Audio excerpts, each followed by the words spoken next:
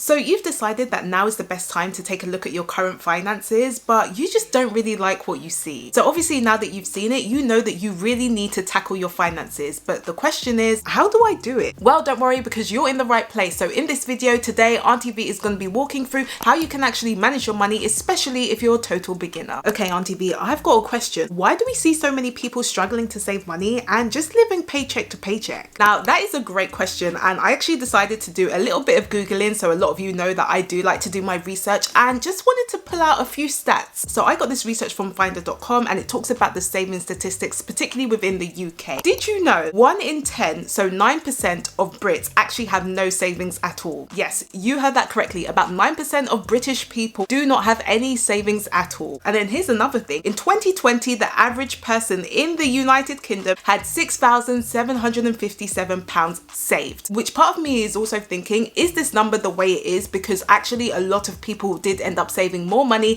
especially if you still had your job and you still had income coming in, but there was just nowhere to spend your money. So if it comes to a time where lockdown is easing and people are now able to spend their money, is that number going to change? We'll have to see. But I'm not even finished yet, because did you know that a third of Brits have less than £600 in savings? Yes, again, you heard that right. Less than £600 in savings. And then apparently 1% of Brits don't actually have enough savings to live for a month without income. So what this is basically saying is that if people within that 1% actually ended up losing their job, for example, they would only be able to survive financially for about a month, and then that's it. Now, obviously, you'll need to take into consideration people that are really based near the poverty line, and so some people will really struggle to have savings, but then there are other people where they have absolutely no savings at all, and I'm not even gonna lie, they just don't have an excuse. And I was at that point as well, so I definitely know what I'm talking about. Because in reality, for a lot of us, the reason why we're struggling to actually manage our money is mainly because we're buying things that we can't afford, spending money that we don't have to impress people we don't like. Okay, so how do I break out of this cycle? So the first thing that I would probably do if you are a total beginner and you really want to learn how to manage your money is to first do a financial audit. Now, some of you may be thinking, why on earth would I need to do an audit? Isn't that what companies do? But the reality is that actually you need to do an audit on yourself, especially when it comes to your finances, because you need to understand exactly where you are. So yes, you basically need to do a whole official inspection on your finances. So one really useful way where you can find out actually where you are when it comes to your finances is really doing a net worth statement. Now, I do actually have a video which really talks about your net worth in a lot more detail and really talks through how you can actually improve your net worth. So definitely check that out if you have no idea what a net worth is, or if you haven't watched that video, I will link that up here for you and in the description below. But again, you really understand where you're at. So I'm talking about, you know, what's your savings like? How many savings do you have? Do you even have savings? Do you have debt? How much debt do you have? A lot of people tend to think that, oh, you know, maybe I have a little bit of credit card debt and that's it. But you need to know the exact number, because you need to know exactly what your finances are saying. Another thing I would be looking at is the flow of your money as well. So how much income are you actually getting in? And do you understand exactly how much income you're getting in every single month? And what are your expenses like? So how much money is actually coming out? And with that, you can do things like checking your bank statements. And ideally, you want to be doing that as often as possible. So you really want to ask yourself, when's the last time I checked my bank statement? Wow, I just spent £200 last month on shoes. I don't even know where they are. So again, you really want to understand exactly what's going on with your finances. So the sooner you know your financial position, the quicker you can actually start to take action. The second thing that I think will help you to manage your money is to actually make a financial plan. So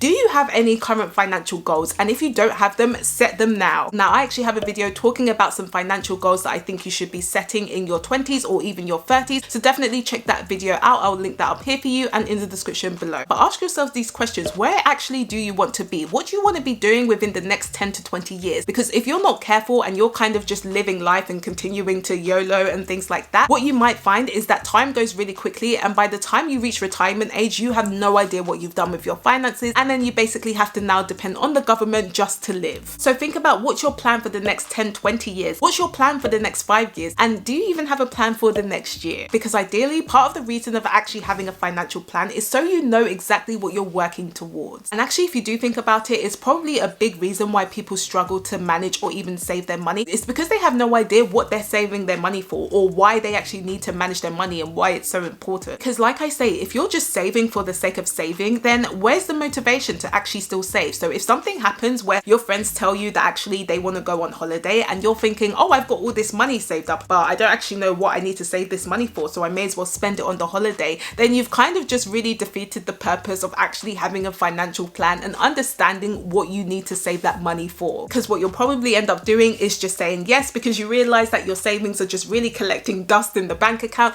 and you have no idea what you're saving for anyway, so you may as well just spend the money. I literally have £1,000 just sitting here with 0.5% interest. Why wouldn't I just use that to buy a trip to Maldives instead? So once you do have a financial plan or money plan or whatever you want to call it, then you know exactly where you want your money to go. Even if you do have a part of your savings just sitting in the bank account, it still has a job because you know why it's sitting in that bank account. It actually still has a purpose, it has a goal. So the third way that I think will be useful when it comes to actually managing your money is controlling your finances with a budget. Now, if you are subscribed to my channel, then you know how I feel about budgeting. I talk about this all the time because I do think it is really, really important. And if you're not subscribed to my channel, then you may want to think about doing that. And you may as well give this video a thumbs up as well, as it really does help to support it. Auntie V, I don't want to bother budgeting. It's just so boring and it feels so restricted. Now, when I do talk to people about budgeting, the main reason why they're just not interested is because they do think that budgeting can just be so restrictive. But I am telling you, it doesn't have to be. It's really based on your mindset. Because personally for me, when I think about budgeting, I don't really think of it as being restricting. I really just think about telling my money what to do. It's kind of like having a young child. You're not just going to sit down and let them run rampant and just look after themselves and do what they want to do. In the beginning, you probably will want to give them a lot of guidance and give them instructions in terms of what they should and shouldn't be doing. And it's the same with your money. If you don't have any control of your finances, ideally what you want to be doing is setting a plan so that you can actually tell your money what to do first. And then over time, you'll realize that actually you can automate a lot of the things and things will just start to fall into place, and you might find that you won't actually need to budget as much anymore. Now, when it comes to budgeting, I tend to use the method called the zero-based budget method, and it's basically giving every penny, every pound a name, and that's really something that I tend to do all the time. And so if you are interested in using that method, I do actually have a template that you can use, so whether that's monthly or weekly, so of course that will be linked in the description below for you. But if you're actually just struggling to understand how much you should be allocating your money towards, then potentially you could use the 50-30-20 rule, which basically says that only 50% of your income should be going towards essential bills, so whether that's things like rent, utility, transport, etc. Then 30% would go towards your other spending, so for example, you know, eating out, or if you need to buy clothes or toiletries or anything like that. And then 20% should really be going towards your savings. And with that 20% saving, that could also potentially be used for any debt overpayments as well. So if you are really just starting out, that is also a good guide. And potentially you could still use the zero-based budget method, but also the 50-30-20 rule as well, just to marry it up and make sure you're actually still giving every penny a name. Oh wow, this is literally the first time I've ever made a budget, and I didn't realize how much I could actually save. Now, I do actually have a video that talks through the budgeting process in a lot more detail as well, so definitely check that out if you haven't already. I will link that up here for you and in the description below. Really, if you're a complete beginner at all and you've just never saved any money in your life, then potentially you might want to start small, but then really start to ramp and build that up once you start to build up your knowledge as well. So the fourth way you could potentially start to manage your money is something that's a little bit different, but it's to really think about your mindset. Now, the reason why I say that is very much linked to what Dave Ramsey says, and he basically says that when it comes to personal finance, 20% of it is actually head knowledge and about 80% is really down to your behavior. And so I really like this quote because I definitely agree with it. It's something where I've really found that actually I can have all the strategies and things in place, but if I don't really change my behavior and change my mindset, then I'm less likely to really take action. Because again, you can have all the strategies in the world, but if you really don't start to change what's going on up here, then you will really just struggle to actually make a difference. Now, this is something that I've definitely mentioned before, and it's really in the video where I talk about 5 reasons that you're actually struggling to save money. So of course that will be linked in the description below for you. But what you will find is that actually most people already know what they should be doing with their finances. So for example, you probably already know that you should be budgeting or you should be saving money, but the majority of people still won't do it. And why is that the case? A lot of the reason is because of their mindset. So as an example, if you continue to have this consumer mindset and you're really into this spending culture and you want to continue just spending money and you're around people that want to do the same thing, then most likely you're not really going to end up saving any money, are you? I know I should budget and save money, but those trainers are just calling me. So that's why I always really say that understanding your why is so